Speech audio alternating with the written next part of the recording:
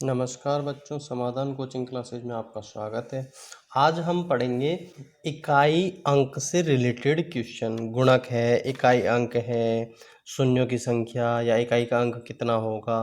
तो देखो, जिस तरीके से क्वेश्चन दे रखे हैं, जैसे 3 अंकों की संख्या है, स्टार स्टार 3 है, स्टार स्टार 4 है, गुणनफल करेंगे तो कौन सी संख्या आएगी। अगर मैं कहूँ कौन सी संख्या एक्स वाई की 6 अंकों वाली संख्या से हमेशा विभाजित होगी। इसी तरीके से अपने पास किसी संख्या को 192 से भाग देने पर भागफल 54 आता है। इसी प्रकार से अन्य क्वेश्चन है कि किसी संख्या को n को 5 से विभाजित किया जाए तो शेषफल 2 आता है, तो n स्क्वायर को 5 से विभाजित करेंगे तो कितना आएगा। इस तरीके से और भी कई क्वेश्चन है अपने, जैसे 19 की घात 100 को 20 से विभाजित करेंगे तो शेष क्या बचेगा। 2 की घात 21 को 5 से विभाजित करेंगे तो शेष क्या बचेगा। इस तरीके से अपने पास क्या है, टोटल 20 क्वेश्चन है। लेकिन इनसे पहले अपन थोड़ा सा क्या डिटेल में अच्छी तरीके से इकाई अंक और गुणक के बारे में अच्छी तरीके से थोड़ा सा अध्ययन कर लेते हैं। तो इकाई का अंक ढूंढना, तो देखो इसमें योगफल, ऋणात्मक, घटाना या फिर आप कह सकते हो गुणनफल, तो कई नियम है।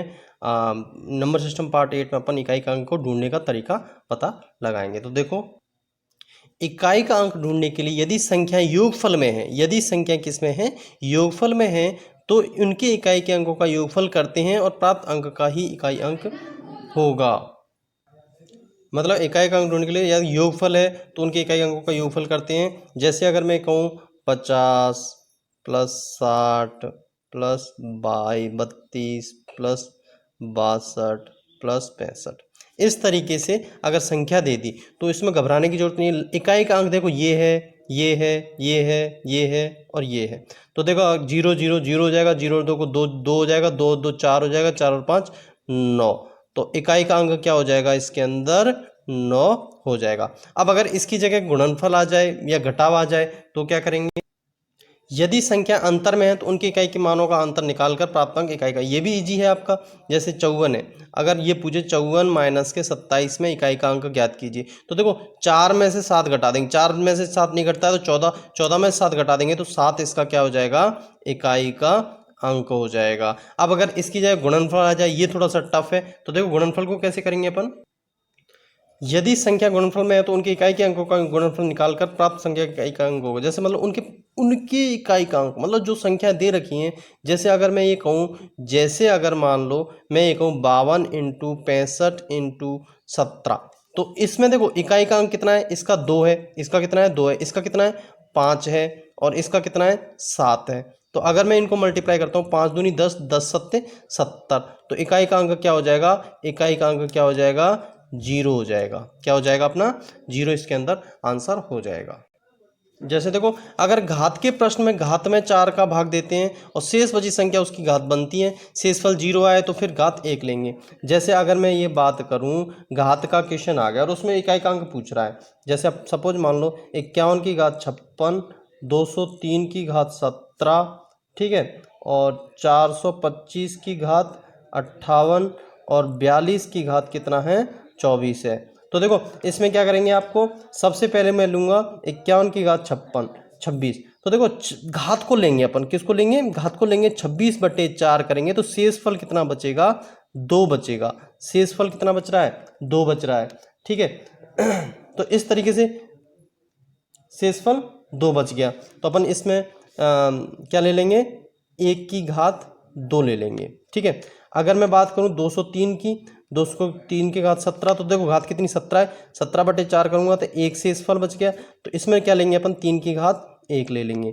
अब अगर मैं इसी जगह पे 4025 की घात 58 ले लेता हूं, तो 58 घात है, 58 बटे कितना 4, तो शेषफल 2 बचेगा। शेषफल कितना बचेगा, 2 बचेगा। तो अपन इसमें ले लेंगे 5 की घात 2। अब अगर मैं सपोज मान लो 42 की घात 24 है, अब घात कितनी है 24/4, तो 24 में अगर 4 का भाग देता हूँ तो 0 शेषफल आता है, कितना आता है 0 शेषफल आता है। तो अपन उसकी जगह पे घात में 1 लगा देंगे, मतलब 2 की घात 1 लगा देंगे। अब देखो 1 की घात 2, 3 की घात 1, 5 की घात 2, 1 की घात 2 की घात 1। तो इस तरीके से अगर मैं इसको सॉल्व करूंगा तो 1 इंटू 3 इंटू 25 इंटू 2। अब लास्ट में देखो ये इकाई 1 और 3, 3 3 पंजे 15, 15 दूनी 30, तो इस तरीके से 30 आएगा। तो इकाई कितनी आ जाएगी इसमें जीरो आ जाएगी। ऐसे सॉल्व अपन करेंगे। अगला है, जब आधार वाली संख्या में इकाई का अंक 0, 1, 5, 6 हो तो उनका इकाई अंक भी वही आएगा, चाहे घात कुछ भी हो। अगर जैसे सपोज मालूम है 25 की घात 25 कह दूं, तो इसमें देखो आधार, ये क्या है आधार, आधार कितना है 5 है, और मैंने क्या कहा था 0, 1, 5 और 6, अगर इनमें से कुछ भी हो तो अंक, इकाई का अंक क्या होगा, इसमें इकाई का अंक क्या आएगा 5 इकाई होगा। क्या होगा, इकाई का अंक कितना होगा 5 ही होगा। ठीक है। अगला टॉपिक है आपका गुणक। गुणक को अपन बोलते हैं फैक्टर। तो फैक्टर का मतलब जिस संख्या का बार बार पूरा पूरा भाग जाता है उसको गुणक कहते हैं। अर्थात किसी भी संख्या की गुणज वे संख्या है जिसका उस संख्या में पूरा पूरा भाग जा सके, गुणक कहलाती है। जैसे अगर मैं एग्जाम्पल के तौर पे बात करूं कि जैसे 48, 48, 48, ठीक है, तो इसमें क्या है 48 की पुनरावृत्ति हो रही है। क्या हो रही है 48 की पुनरावृत्ति हो रही है। और अंक कितनी है 48, कितने अंक है भाई 48 की पुनरावृत्ति हो रही है तो 2 अंक है। तो अपन क्या करेंगे 1 0, मतलब क्या करेंगे 2 माइनस 1, 2 में से 1 घटा देंगे तो 1 बचा। तो इस तरीके से अपन क्या करेंगे 1 0, मतलब 1 0 0 1 लगा देंगे। इस तरीके से ये इसके गुणक होगा। अर्थात बड़ी संख्या में अंकों की पुनरावृत्ति हो तो जितने अंकों की पुनरावृत्ति हो रही है उससे एक कम लगा देंगे। जैसे देखो अभी मैंने पिछला एग्जांपल इसी तरीके से बताया था। अगर मैं दोबारा देखूं, जैसे देखो अगर मैं ये कहूँ कि भाई 56, 56, 56, 56 किसकी गुणक है, किसकी गुणक है, तो ध्यान रखना ये देखो बार बार रिवीजन हो रहा है। और ये कितने अंक हैं, ये 2 अंक हैं। कितने अंक हैं 2 अंक हैं। तो इसका मतलब क्या करूंगा 2 में से 1 घटा दूंगा, चाहे 3 अंक हो 3 में से 1 घटा देंगे तो 0 आ गया। 2 में से 1 घटाया तो 1 आ गया। तो अब 1 0 लगा देंगे पीछे। ठीक है, तो देखो ये कितना है, इसके पीछे 1 0, इसी इसके नीचे 1 0, इसके नीचे 1 0, और लास्ट वाले को अपन 1 पीछे 0 नहीं लगाएंगे। तो ये इसका क्या होगा गुणक होगा। किसका क्या होगा गुणक होगा। इसी तरीके से अगर मैं किसी दूसरे क्वेश्चन की बात करूं 5 6 7, 5 6 7, 5 6 7, तो देखो 675 और 675 का रिवीजन हो रहा है। तो ये कितने अंक हैं 3 अंक हैं। 3 में से 1 घटाऊंगा तो 2 बचे।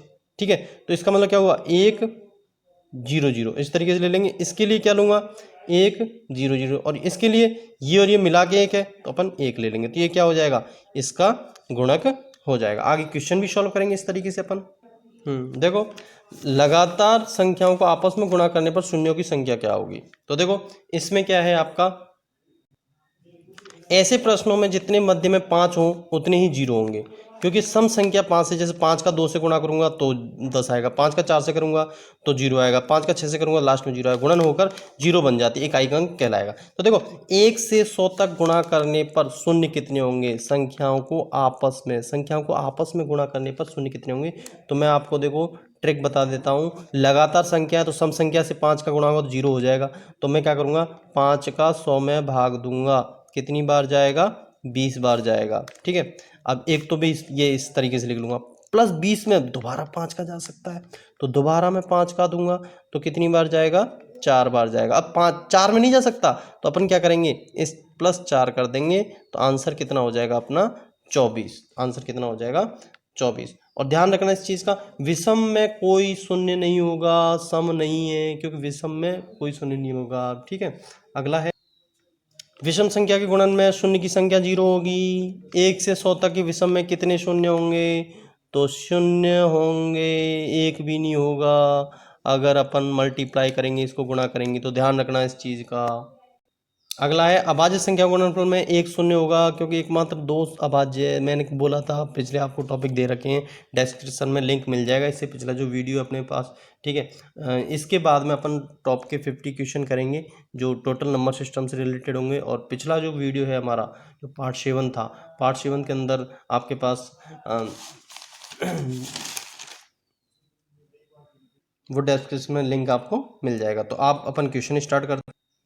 तो क्वेश्चन है 3 अंकों की संख्याएं स्टार स्टार 3 और स्टार स्टार 4 का गुणनफल निम्न में से हो सकता है। तो देखो ये 4 बार स्टार दे दिया और 2, ये कितने बार, 6 बार स्टार दे दिया और 2, ये 3 बार स्टार दे दिया 2। अब ये तो हमें पता है कि 4 का 3 से करेंगे 12 आएगा, लास्ट में 2 तो आएगा, तो इन तीनों में से कोई अंक संख्या होगी, तो ये तो आंसर होने से रहा। तो अपन इसको सॉल्व करेंगे। देखो किस तरीके से अपन सॉल्व करेंगे।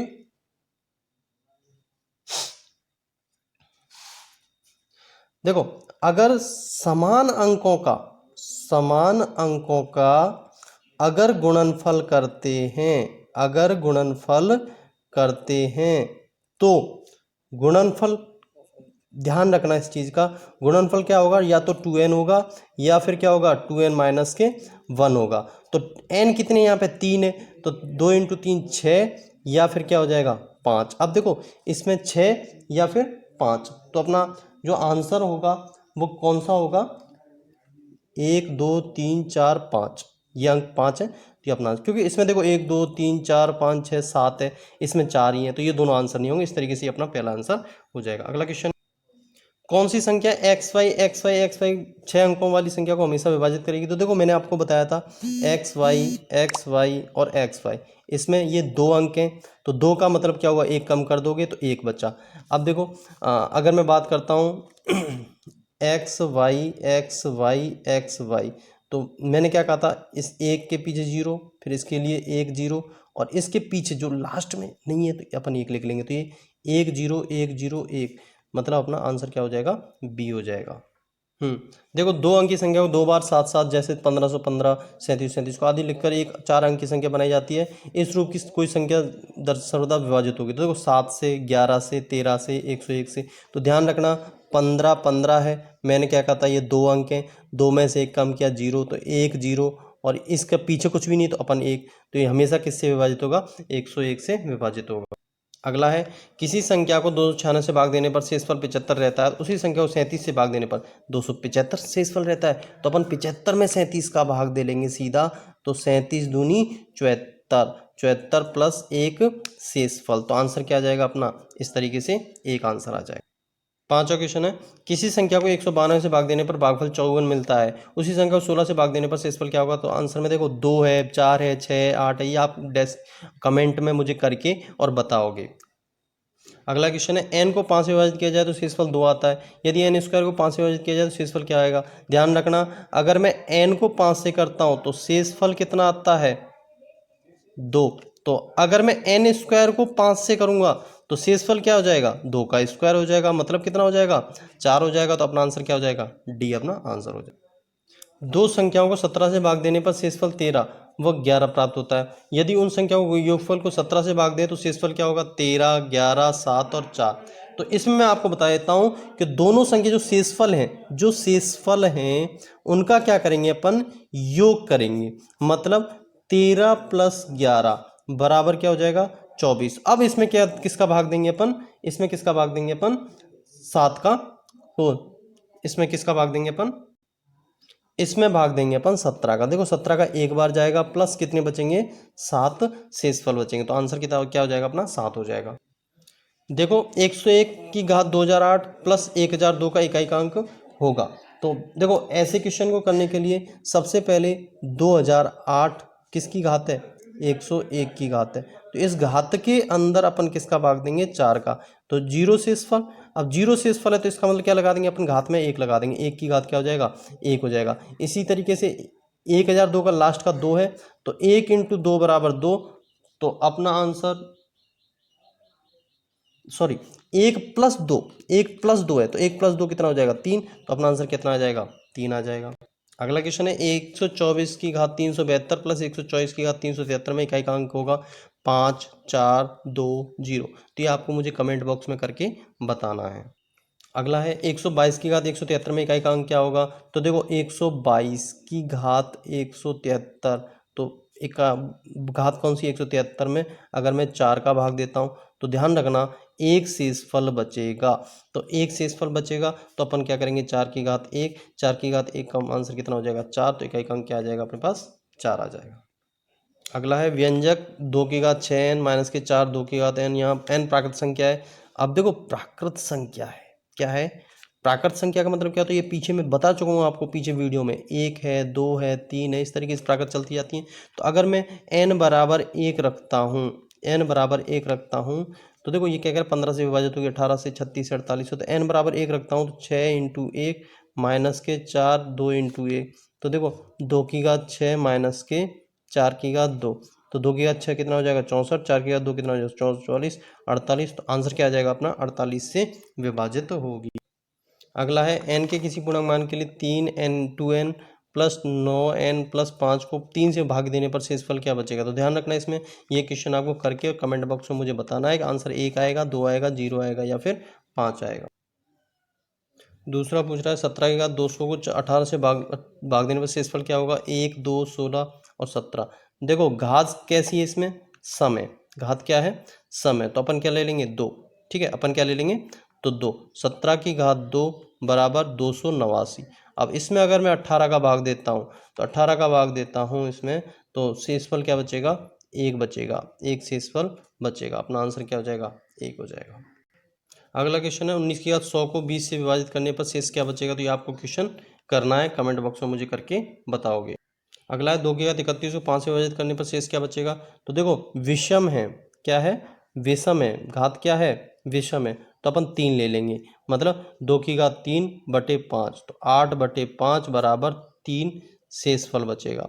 भाई 5 एवं 5, 5 प्लस 3 कितना 3 आएगा। दूसरी ट्रिक अभी हमने देखा था, तो 2 की घात 31 है, अब 31 में 4 का भाग दूंगा तो 3 शेषफल आएगा, 3 शेषफल आएगा 2 की घात 3, मतलब दोनों तरीके से अपन सॉल्व कर सकते हैं। अगला क्वेश्चन है 25 की घात 10, 24 की घात 20, 26 की घात 25 में अभाज्य गुणनखंडों की, अभाज्य का टॉपिक मैंने आपको पीछे बताया था कि अभाज्य कौन कौन संख्या है, जैसे 2 3 5 7 इस तरीके से जिनमें किसी का भाग नहीं जाए एक के अलावा, ठीक है। तो अगर मैं ये बात करूँ 25 की घात 10 तो देखो इसको मैं ऐसे भी लिखता हूँ 5 की घात 10 इंटू 5 की घात 10, ठीक है, क्योंकि 25 को 5 5 भी लिख सकते हैं, या फिर मैं आपको डिटेल में बता देता हूँ 24 की घात 20 इंटू 26 की घात 25।